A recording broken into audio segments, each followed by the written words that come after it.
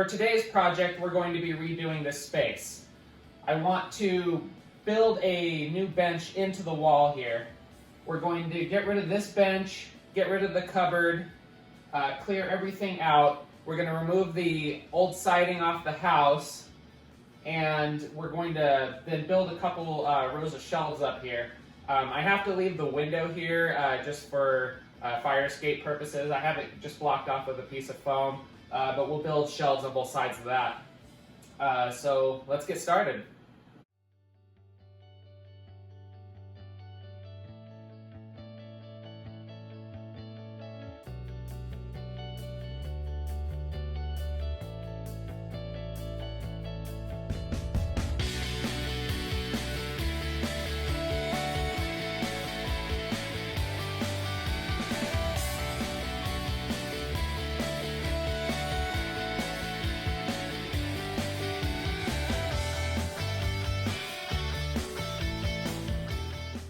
So this top piece of vinyl is actually attached up past the roof.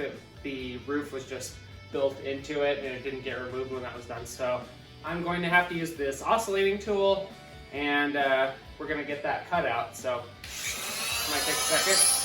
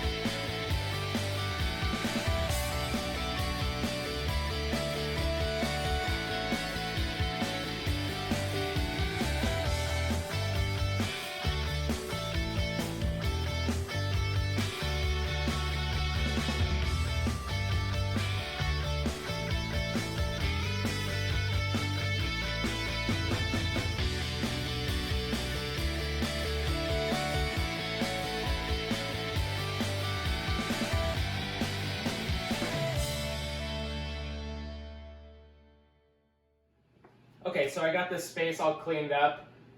Originally I thought I might paint this wall, but I think now seeing it, I like the look of it. So I'm going to go ahead and leave that the way it is. Probably for some contrast when I build the shelves and the bench, instead of staining those like I originally planned, I'll keep those the light colored original look, and then just keep the light wood in front of the dark here. So the plan is, this distance right here is 11'3", and I want to build the bench, I'm going to build it 21 inches deep. So we'll mount a 2x4 against the wall here, and then we'll have just build a frame out here, and I'm going to 2 foot on center. I'm going to have 2x4 supports all along this direction, and then I'm going to cover that with a sheet of 3/4 inch plywood. And I think that should be pretty strong.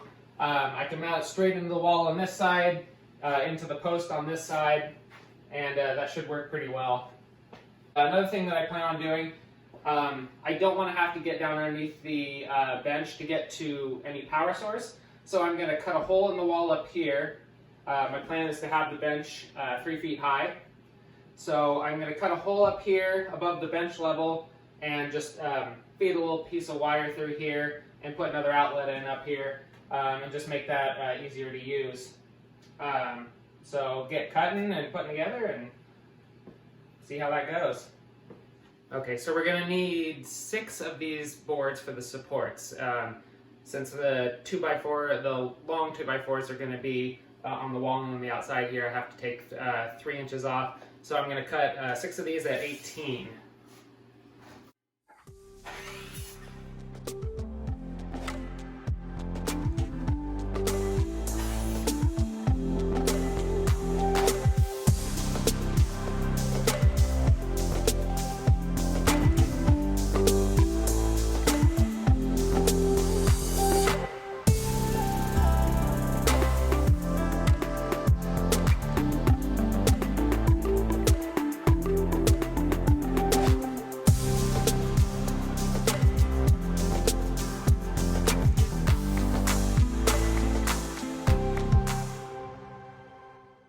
Now that I have part of this frame built, we're ready to mount to the wall.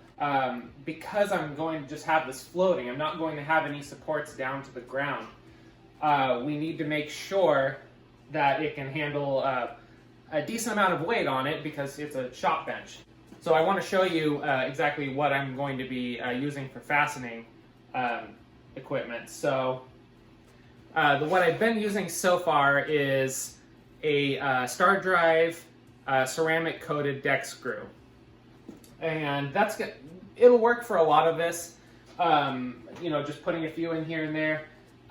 For this post particularly, it's important to use a special coated nail or a ceramic screw like this, because the chemicals that they use in this particular wood, because this is treated, it is corrosive and it will slowly eat away at any of the fastening tools that you use. The ceramic helps prevent that. They have nails with special coating that you can use as well for treated lumber. So I will put a few of the screws in this, and I'll probably put something a little stronger because if you can imagine, when this is mounted here, it's actually going to be sticking out farther past this post. So anything sitting out here is going to be causing this effect to happen. So it's going to be putting a lot of strain on the fasteners across the back here especially. And the reason I'm going to be using a couple nails along the back here, which this is the nail I'll be using, it's a 16 penny nail. Nails have a higher shear strength to them than a screw does, especially these larger nails. If you're not familiar with shear strength, let's say that you have these two put together, okay? So shear strength is the strength that your fastener has to prevent this from happening. So basically it's just the amount of force that it takes to make these two separate like this, okay? And that's shear strength. So again, I'm going to use a couple nails and hopefully increase the shear strength of that, and it'll make that less likely to want to do that. Same for here, and then we're going to be doing the same over here. There's a couple studs in the wall right over here, so I'll have a nail going into that.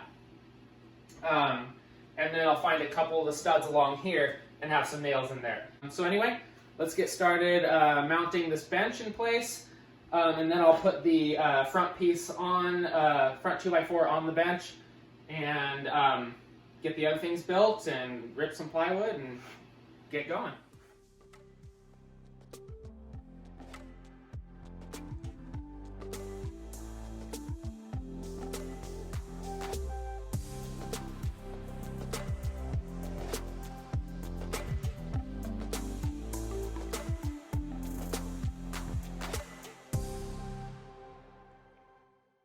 So I did some work off camera. I finished building the two shelves that are going up higher and the next shelf down that's going to go the same length as the bench. I built all the shelves in the same way that I built the bench. So I did the back part with the center supports attached so that it's, before I put the face on, so it's easier to mount this to the wall, and then I'll put the face on after that. The shelf that's going directly above the bench, we're going to be attaching it the same way that we did the bench, attaching it to the post here and the wall over there. The smaller shelves that are going up at the window level, I got these mounting brackets. Now these are rated to hold 500 pounds per pair, so 250 pounds a piece. So we're only going to need one. We're going to attach it to the post and the wall on those sides, and then the inner sides we're going to have a bracket there. So that should be strong enough to hold them. These shelves are only 4 foot across. So we'll get started on that and see how that looks.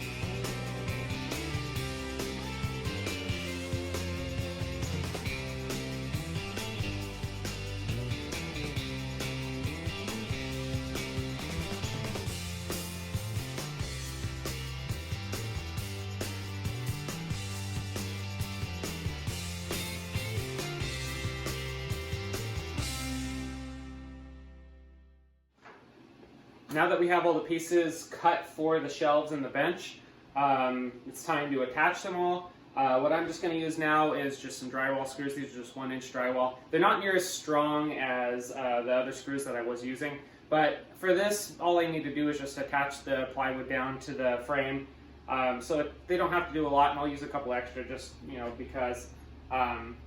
So yeah, we just line them all up, screw them all down, and then I need to cut the hole for the outlet that I want to put in, run that wire through, and then I have a piece of pegboard that I'm going to put across the back here, and that should finish this project.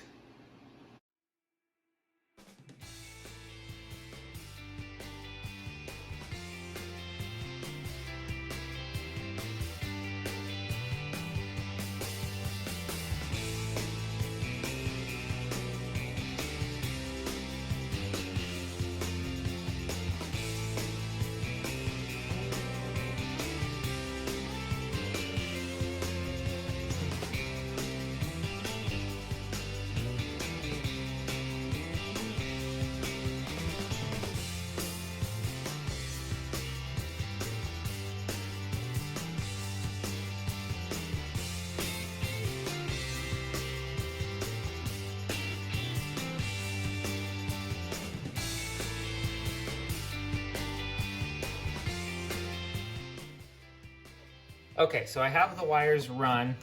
Sorry it's a little bit dark in here because I have the breaker off. So that's, first of all, when wiring, that's the most important thing, is to check. Even after I've checked the breaker, I plugged a light into that outlet, flipped the breaker. When the light went out, I knew it was off. I still double checked with a multimeter. I put it into the outlet, didn't get any reading, so we know it's safe to use. So I got the wires all run, stripped here. So when I'm wiring an outlet, what I personally like to do is to wrap the wires around the screws as opposed to putting them in the back like that. That's my own preference. You can do that however you would like. So what you want to do when you're attaching these wires, if you do around the screws, is you want to bend them in and put them on in a direction where when you tighten the screw, it's going to pull that bend around. So I'll show you what I mean by that. When you're looking at the outlet, you see here, you have, this is the side, the ground connection here, and the white wires, the neutrals, are going to connect on the same side as the ground. The black will, the live wire will be on the opposite side there. So obviously we only need one of these, so we'll just get the other one here out of the way.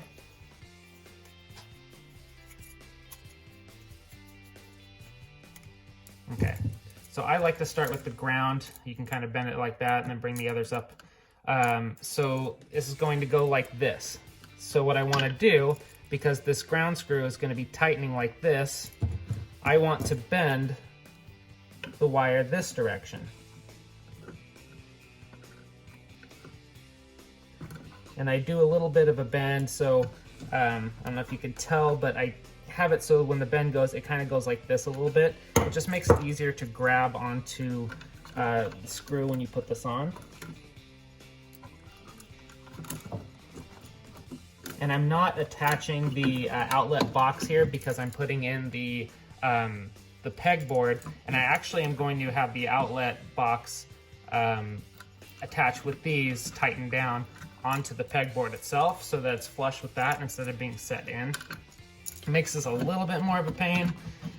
I'll just kind of wedge this in there so it's out of the way for now.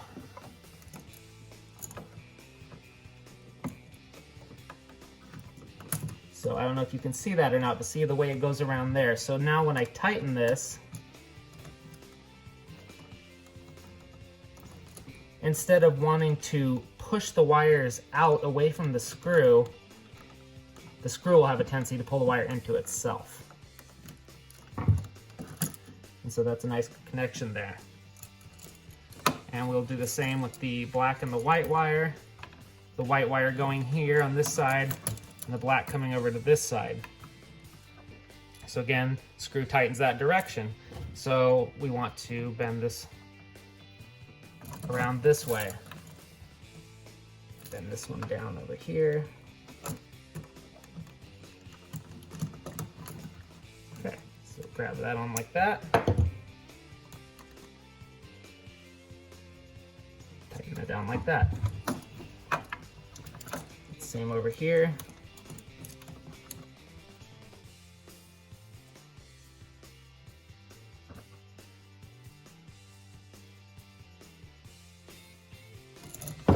And that's it. Now this is ready to go. Now all you have to do is just fold the wires up in there. Pay attention to make sure that these don't pop off when you push them in. You want to just kind of fold the wire up in there, whatever little bit you have extra, and then this screws into the box.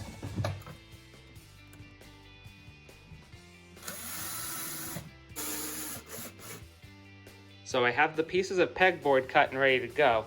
Two things with pegboard, if you've never used it before, you need to have some kind of a framework behind it. So I cut some strips of 3/4 inch plywood that I'm gonna have screwed between that and the wall. So the two reasons you need to have something behind it is, one, because pegboard is fairly flexible, and two, you need to have space when you're putting the whatever mounting hardware you're putting in there. So as you see from the back side here, when you put something in, it needs to have that space to lock in and stay and to get it back out again. So that's the reason why you need to have some kind of frame. So we're just a basic frame around the outside edge, and then you know, a few pieces along it, and that should be plenty to hold everything.